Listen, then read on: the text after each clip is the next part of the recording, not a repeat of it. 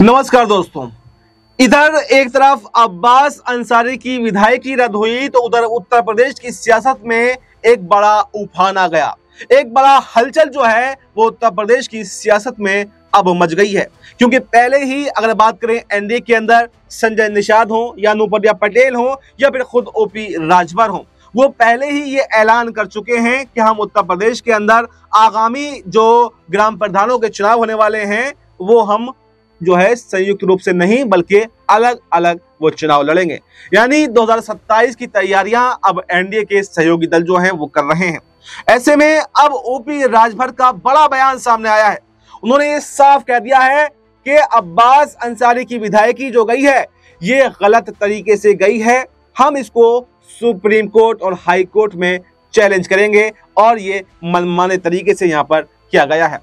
इससे अब ये साफ जाहिर हो गया है कि एनडीए के अंदर भी एक घमासान जो है वो मच गया है। आखिर ऐसी जल्दी क्या थी कि अब्बास अंसारी की विधायकी जो है सचिवालय खुलवाकर बाकायदा रविवार के दिन उसको रद्द किया गया। कहीं ना कहीं दोहरा व्यवहार, दोहरा चरित्र यहाँ पर सरकार का भी दिखाई देता है। उसी को लेकर जो है अब सियासत गर्मा गई है। आपको बताएं कि ब्रजभूषण शरण सिंह हो, वो खुद पहले ही योगी सरकार की जो है नाकामियों की चर्चा कर चुके हैं और यहाँ पर अखिलेश यादव हो या फिर मुलायम सिंह यादव हो, उनकी तारीफें पहले भी कर चुके हैं। और एक बार फिर से ब्रजभूषण शरण सिंह का भी बड़ा बयान जो है वो सामने आया है।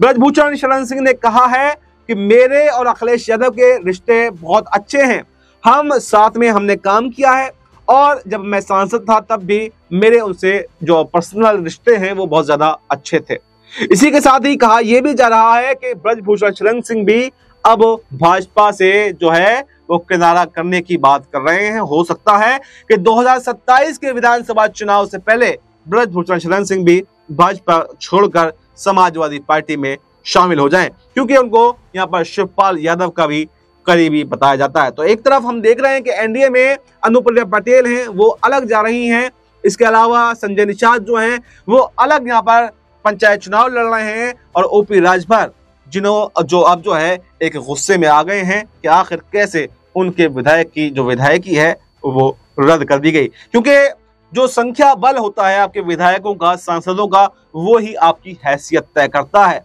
और उसी के आधार पर आपको कितनी इज्जत देनी है, कितने मंत्रालय देने हैं, क्या मंत्री बनाना है, ये भी उसी के आधार पर तय किया जाता है। और उत्तर प्रदेश के अंदर ओपी राजभर को आप जानते होंगे, बड़ी कश्मकश के साथ में इतने विधायक लेकर के आए थे और उसमें से भी एक विधायक कम हो गया, यानी अब वो भी अपने आप को अपमानित महसूस कर रहे हैं।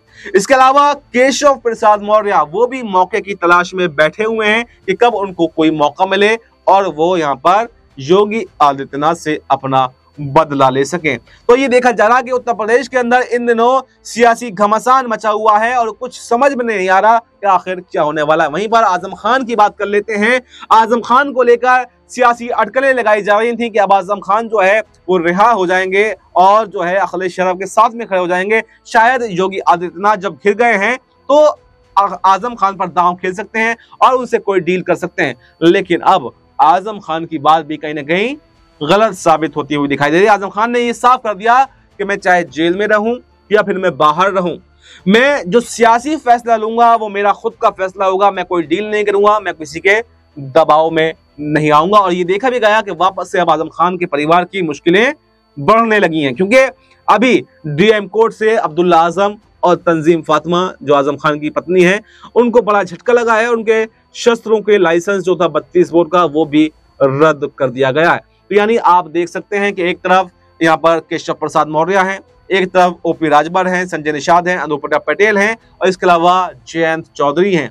जयंत चौधरी भी कहीं ना कहीं वापस से एनडीए के अंदर अपने आप को ठगा हुआ महसूस कर रहे हैं, क्योंकि वक्फ पर समर्थन के बाद में जो इस्तीफे उनकी पार्टी में भी आए उससे भी वो हक्का बक्का हैं और समाजवादी पार्टी लगातार अगर कहें तो उत्तर प्रदेश के अंदर मजबूत हो रही है। वहीं पर योगी आदित्यनाथ के खिलाफ भी यहाँ पर काफी ज्यादा विधायक हैं, कुछ विधायक तो यहाँ पर अपनी स्थिति साफ भी कर चुके हैं। वहीं पर नंद किशोर गुर्जर की बात कर लेते हैं जो लोनी से विधायक हैं। उन्होंने साफ साफ कहा था कि अब बाबा को उत्तर प्रदेश की कमान छोड़कर केंद्र की राजनीति में चले जाना चाहिए और उत्तर प्रदेश की सत्ता यहाँ पर केशव प्रसाद मौर्य को सौंप देनी चाहिए। लेकिन ना तो बाबा उस पर तैयार हुए, ना ही कोई बयान आया और वो बात जो है ठंडे बस्ते में कहीं ना कहीं चली गई।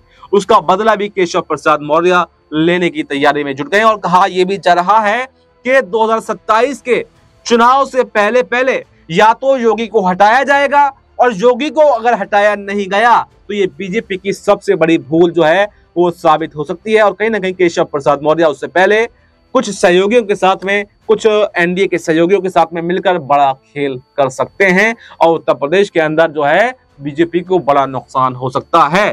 क्योंकि आपने देखा भी है कि जब बीजेपी को लगता है कि उसका कार्यकाल ठीक नहीं रहा है, किसी मुख्यमंत्री का कार्यकाल ठीक नहीं रहा है, तो वो चुनावों से पहले एंड मौके पर उन मुख्यमंत्रियों को बदल देती है।